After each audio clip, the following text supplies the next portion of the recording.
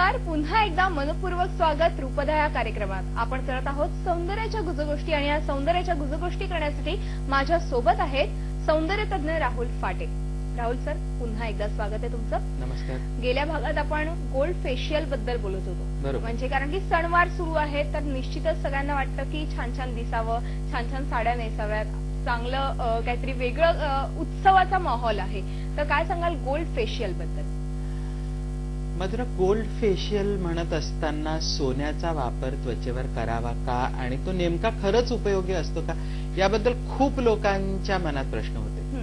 आणि पूर्वी असं व्हायचं की एकेकाळी जेव्हा अगदी सुरुवातीला गोल्ड फेशियल लॉन्च झालं तेव्हा लोक म्हणायचे की खरंच गोल्ड काम करेल का, मग स्किन चांगली होईल का.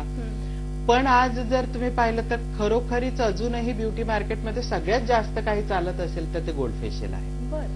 आणि गोल्ड फेशियलचे निश्चितच त्वचेवर खूप सुंदर रिझल्ट्स येतात. आणि म्हणून मग दिवाळी जेव्हा येते, कारण काय असतं की जेव्हा आपण गोल्ड फॉइलिंग फेशियल बद्दल म्हणतो, म्हणजे ज्या वेळेला ऍक्च्युअली सोन्याची फॉइल वापरून फेशियल केलं जातं तेव्हा खूप सारं सोनं छान त्वचेमध्ये ऍब्सॉर्ब केलं जातं. ते त्वचेवर लावून बरीच मोठी प्रोसिजर आहे ती सगळी ती केली जाते, तेव्हा स्किन मध्ये आमूलाग्र बदल घडतात. म्हणजे आपण बघतच राहतो आपल्या त्वचेकडे की आपणच ते आहोत की इतके फरक पडतात. पण आता या गोल्ड फेशियल विषयी म्हणताना पण मला पुन्हा सांगावंसं वाटतं की गोल्ड फेशियल म्हणत असताना फक्त गोल्ड फॉइल लावली मसाज केला असं नाहीये. ही पण एक पूर्ण समग्र विचारधारा आहे, प्रोसिजर आहे. आणि त्या प्रोसिजरनुसार जेव्हा तुम्ही फेशियल्स करता तेव्हा त्याचे रिझल्ट छान येतात. म्हणजे सगळ्यात पहिल्यांदा तर हे लक्षात घ्यावं लागतं की सोनं जे आहे हे त्वचेत किती ऍब्सॉर्ब होईल, आणि जर ते त्वचेमध्ये ऍब्सॉर्ब होणारच नसेल तर त्याचा वापर तरी कशाला करायचा. बरोबर आहे. आणि मग दुसरा पुढे लगेच प्रश्न उभा राहतो की त्वचेवरती जर खूप सारा डेड टिश्यू असेल तर या गोल्ड फेशियलचा काहीच फायदा होणार नाही. म्हणजे पुन्हा हे फेशियल सुद्धा स्किन पिलिंगशी असोसिएटेड आहेच. अर्थात ब्युटी पील वापरणार आहोत त्यामुळे कुठलाही त्रास होत नाही, पण डेड टिश्यू निघून जातो, छान स्किन कामडाऊन होते. आणि डेड टिश्यू निघाल्यानंतर स्किनची रिसेप्टिव्हिटी वाढते. महत्वाची गोष्ट लक्षात घ्यायला पाहिजे की एखादी व्यक्ती मॅच्युअर दिसायला लागते, त्याचं कारण काय. तर मॅच्युअर दिसायला लागण्याच्या प्रोसेसमध्ये कुठेतरी ऑक्सिडेशन आहे, कुठेतरी एजिंग आहे. आणि हे एजिंग आणि ऑक्सिडेशन घडत असताना पुन्हा त्या सेल्सना नवचैतन्य देऊन त्यांना पुन्हा यंग जर करायचं असेल तर आयुर्वेदानं सोन्याला तर यंगस्टर्स तयार करण्यासाठीच म्हटलेलं आहे. म्हणजे तुमचं तारुण्य टिकवून ठेवणारा जर धातू कुठला असेल, कारण वेगवेगळे धातू आयुर्वेदानं वापरले आहेत. सोनं वापरलेलं आहे, चांदी वापरलं आहे, अभ्रक भस्म वापरतात, लोह भस्म वापरतात, ताम्र भस्म आयुर्वेदात.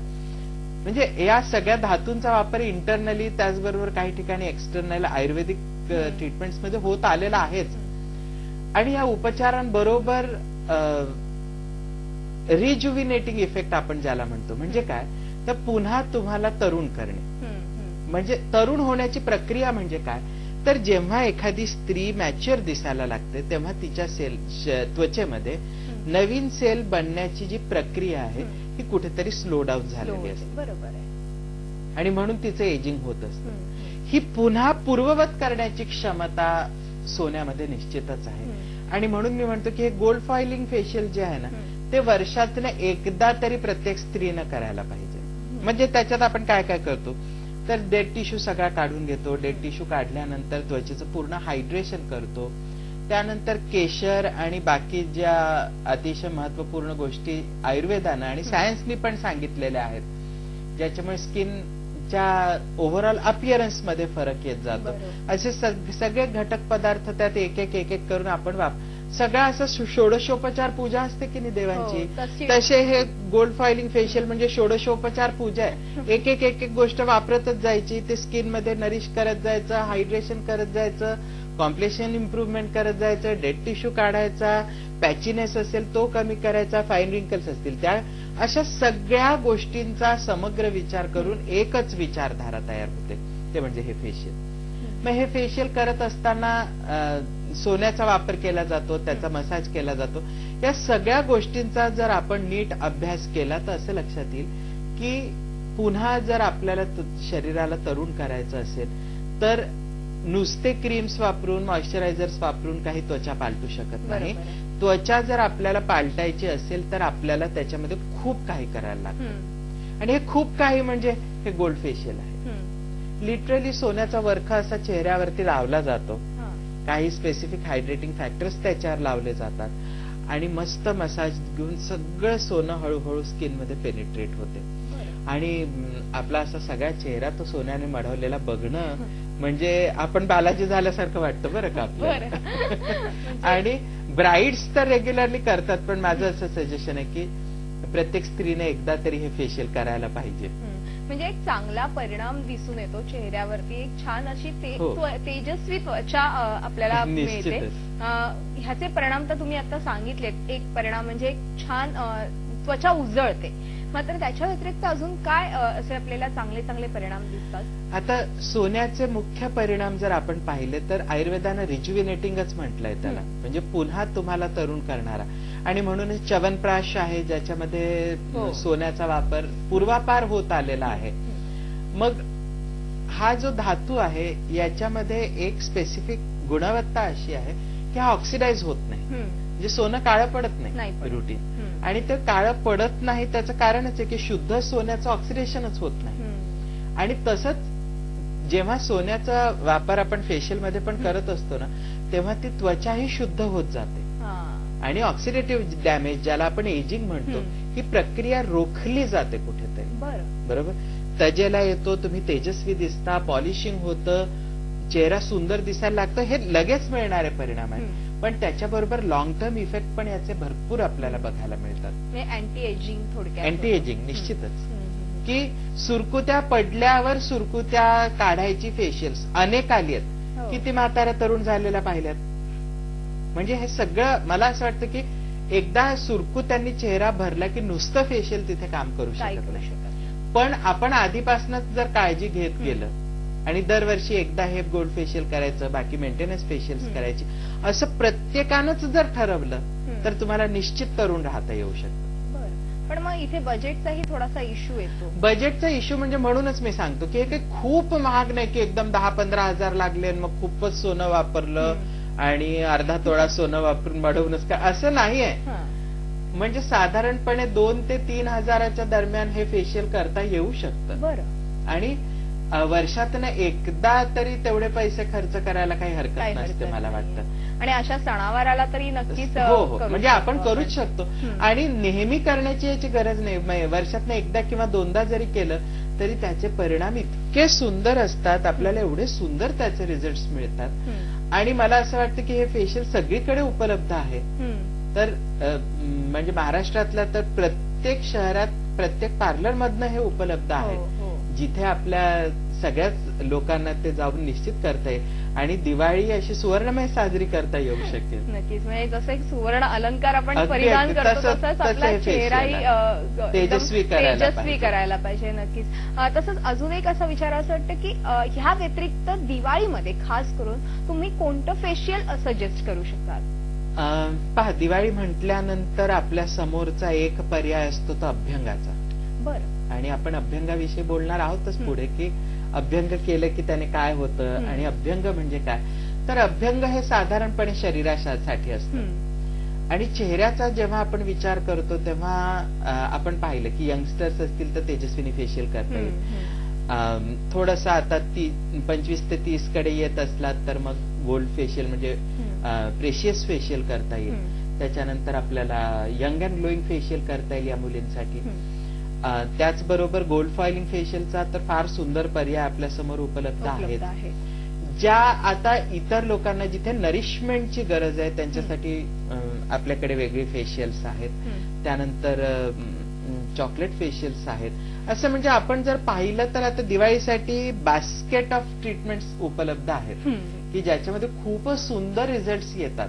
आणि मधुरा बघ, या फेशियलचं डिझायनिंग जे केलंय ना ते आता फेस्टिव्ह सीझनसाठी तर स्पेशली केलेलं आहे की एक स्त्री एकदा किंवा दोनदा या ट्रीटमेंटसाठी गेली ना तरी तिच्या चेहऱ्यात आमूलाग्र बदल घडून येतो. बरोबर आहे. आणि मग आता तिनं ठरवायचंय की माझं साधारण बजेट किती आहे आणि त्यात मला किती फेशियल्स करता येणार आहे. म्हणजे माझं म्हणणं एक आता दसऱ्याला केलं आणि एक दिवाळीसाठी केलं तर या 2 फेशियल्स मध्ये पण भरपूर फायदा होणार आहे त्वचेला. आणि समोर दिवाळीचा जर आपण विचार केला तर दर 8 दिवसात नाही एवढं जरी आपण काळजी घेतली ना, अरे चेहऱ्यात एवढा आमूलाग्र बदल घडेल की. आणि मला खरंच वाटतं की नुसतं फेशियल म्हणजे काहीतरी आहे दिवाळी म्हणून करून यायचं नाही, तर करायचं तर नीटसच झालं पाहिजे.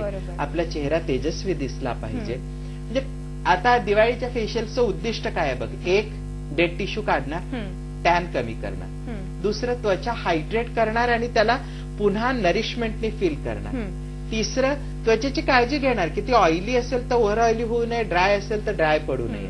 म्हणजे तिला बॅलन्स करण्याचा या फेशियल्सचा उद्देश आहे. आणि त्याबरोबर अजून काय होणार तर या सगळ्या फेशियल्समध्ये आपण सुंदर पॉलिशिंग टेक्नॉलॉजीचा वापर करतोय जेणेकरून स्किनवरती मस्त असा लकाकता ग्लो येतो. म्हणजे लक्ष्मी अशी चकाकतच घरात यायला पाहिजे अशा पद्धतीने आपल्याला दिवाळीत तिचं स्वागत करता येऊ शकतं.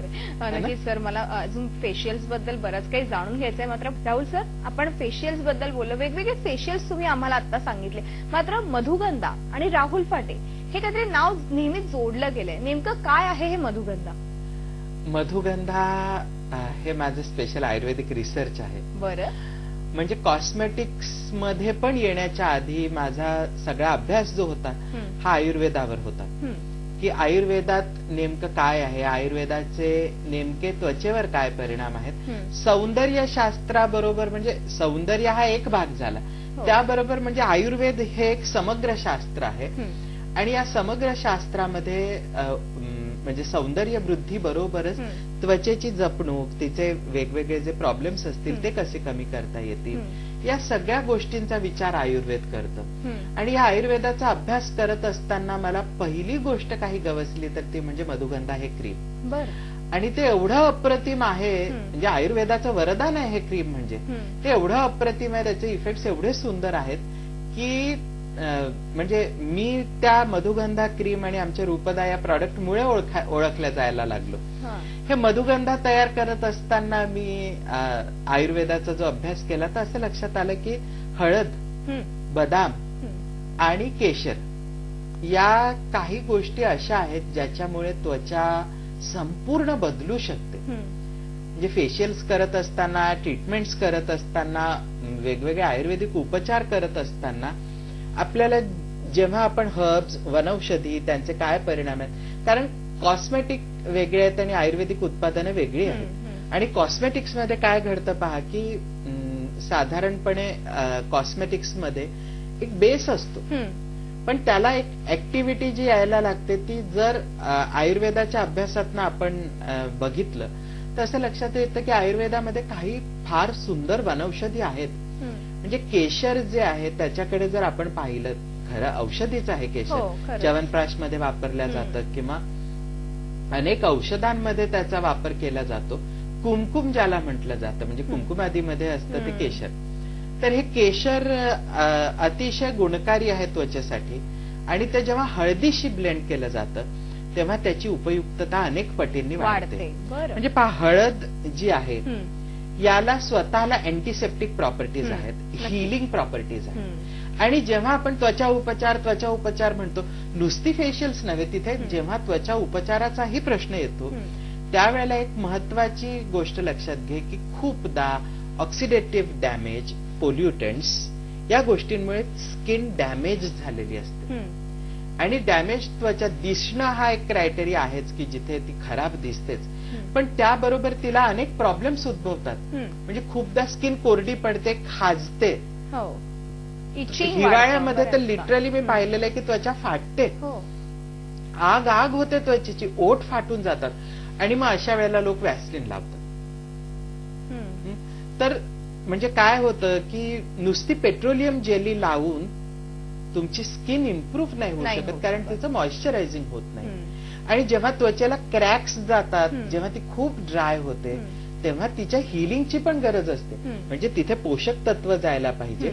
आणि केशर आणि हळदी सारखे जे अँटीसेप्टिक्स आहेत, हिलिंग इन्ग्रेडियंट्स आहेत, ज्याच्यामुळे ही त्वचा हील व्हायला लागते आणि पूर्ववत व्हायला लागते, त्यांचा जेव्हा वापर केला जातो तेव्हा एक सिंगल अप्लिकेशन दिल्याच तुम्हाला त्वचा पालटताना दिसायला लागते. म्हणजे मधुगंधामध्ये बदाम, हळद आणि केशर ह्या तिन्हीचं एक मिश्रण, इतकं सुंदर मिश्रण आहे की त्याने तुमची ड्राय स्किन झपाट्यानं बदलत जाते.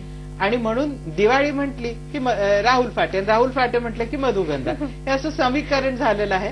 कारण आयुर्वेदाचा जसा आपण अभ्यंगाच्या दृष्टीने विचार करतो तसा हा अतिशय सुंदर अप्लाय कसं करायचं. एकतर तुम्ही त्याचा मसाज मध्ये वापर करू शकता किंवा डेली केलं पाहिजे. हो, मधुगंधाचा वापर तुम्हाला रोज, हे बघा, औषध जेव्हा आपण म्हणतो तेव्हा एखादं औषध आपल्याला नियमित वापरायला लागतं.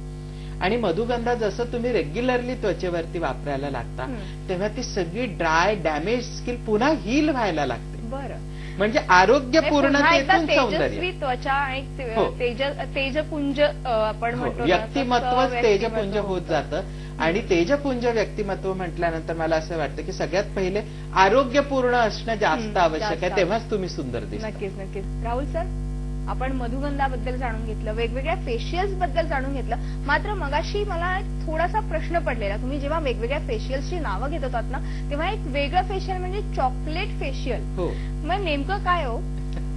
चॉकलेट फेशियल बद्दल क्रेज खूप लोकांच्या मनात होती. आणि मी जेव्हा अभ्यास करायला लागलो, कॉस्मेटिक शास्त्राचा अभ्यास सुरू केला, तेव्हा असं लक्षात आलं की बाबा, चॉकलेट हे खूपच सुंदर अँटीस्ट्रेस आहे. बरं, म्हणजे जगातलं सगळ्यात सोपं, सगळ्यात सुंदर आणि सगळ्यात इफेक्टिव्ह अँटीस्ट्रेस औषध काही असेल, आता औषध चॉकलेटला नाही म्हणताय ना, पण जर खरंच काही कुठलाही पदार्थ ज्याने स्ट्रेस कमी होत असेल तर तो चॉकलेट आहे. म्हणजे पहा, चॉकलेट, आपण खूप टेन्स्ड आहे आणि अशा टेन्स अवस्थेमध्ये आपण एक चॉकलेटचा तुकडा तोंडात टाकतो तरी आपल्याला असं रिफ्रेशिंग वाटायला लागतं. कारण चॉकलेटचा जो फ्रेग्रन्स आहे तोच एक असा खूप रिफ्रेशिंग असतो. आणि त्याच्यामुळे तो स्ट्रेस कमी करून, म्हणजे जर आपल्याला स्ट्रेस असेल आणि स्ट्रेसनी आपण भांडावलेले असू, तर मला असं वाटतं की त्याच्यासाठी सर्वोत्तम काही असेल तर ते म्हणजे चॉकलेट.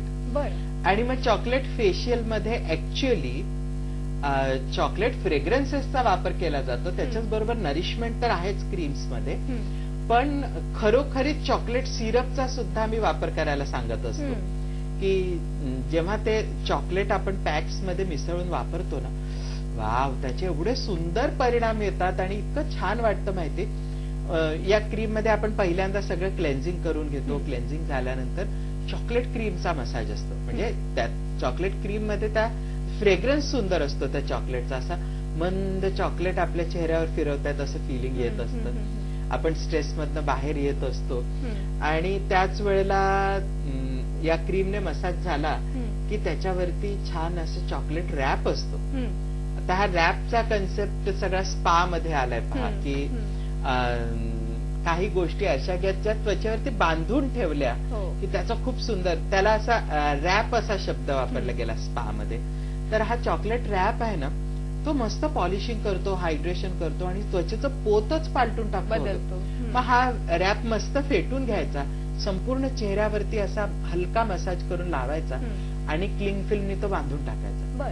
10-15 मिनिटं ते क्लिंग फिल्मनी असं टाईट बांधून ठेवलं ना की एक तर स्किनवर टायटनिंग इफेक्ट पण यायला लागतो आणि तो मंद मंद सुगंध असा दरवळत असतो आपल्या डोक्यामध्ये. म्हणजे मला खरंच मला स्वतःला चॉकलेट फेशियल फार आवडतं. कारण त्याचे रिझल्ट, म्हणजे ती कॉस्मेटिक टेक्नॉलॉजी आहे. म्हणजे टॅन निघतो, पिलिंग होतं, ह्या सगळ्या बरोबर पॉलिशिंग होतं, आपलं नरिशमेंट होतं आणि त्याबरोबर जे फिलिंग असतं ना ते एवढं भन्नाट असतं की मला ते असं, म्हणजे मला जर कोणी विचारलं की बाबा तुला काय करायचंय, तर मी अधूनमधून तरी चॉकलेट फेशियल निश्चित करून घेईन. कारण एक तर स्ट्रेस कमी होत जातो, आपल्या सगळ्या टेन्शन, धावपळी, याचं सगळं लोड कमी करायला ते मदत करत असतं आणि आपण खरंच रिलॅक्स होत जातो. पण मग हे सणावाराच्या वेळी पण केलं तरी चालू शकतं. हो, म्हणजे फेस्टिव्ह सीझन्सला पण करता येईल आणि रेग्युलरली पण करता येईल. जो स्ट्रेस आपण दर आठवड्याला घेत असतो तो नक्कीच तो कमी कमी होईल. म्हणजे माझं म्हणणं किमान महिन्यात एकदा तरी. आणि दुसरी महत्वाची गोष्ट, चॉकलेट फेशियल सगळ्यांना करता येईल. यंगस्टर्सना, तरुणांना, सगळ्या एज ग्रुपला ते चालू शकते. स्ट्रेस हा सगळ्याच फक्त त्याच्यामध्ये क्रीमचं प्रमाण जे असतं ते स्किनच्या टाईपनुसार, एजनुसार आम्ही वापरायला बदल करायला सांगतो. पण हे फेशियल सगळ्यांना करता येऊ शकतं. एक उत्तम फेशियल म्हणून चॉकलेट फेशियल आज आहे. आणि मला असं वाटतं की ही जी फेशियल्स आज आपण बोलतोय, दिवाळीमध्ये आपले सगळे आपले लोक जे आहेत ते खरंच मला असं वाटतं की त्यांची खूप समृद्धी व्हावी. दिवाळीच्या मला त्यांना मनःपूर्वक शुभेच्छा द्यायच्याच आहेत, कारण पुढल्या आठवड्यात आता दिवाळी येतेच आहे. पण त्याच्याच बरोबर मला असं वाटतं की त्यांना जेव्हा ही फेशियल्स ते करतील तेव्हा आणखीन त्यांचं रूप लावण्यही लक्ष्मीसारखं बहरेल आणि घरच्या लक्ष्मीला भेटायला बाहेरून लक्ष्मी येईल, अशी ही दिवाळी समृद्धीची असेल. नक्कीच खूप छान असं मार्गदर्शन केलं आणि खूप चांगल्या वेगवेगळ्या फेशियल्स बद्दल तुम्ही माहिती दिली, त्याबद्दल तुमचे मनःपूर्वक धन्यवाद. रूपदा आमच्या विशेष कार्यक्रमात आज आपण इथेच थांबतोय. तुम्ही पाहत राहा रूपदा हा आमचा विशेष कार्यक्रम दर रविवारी दुपारी 3:30 वाजता. तोपर्यंत नमस्कार.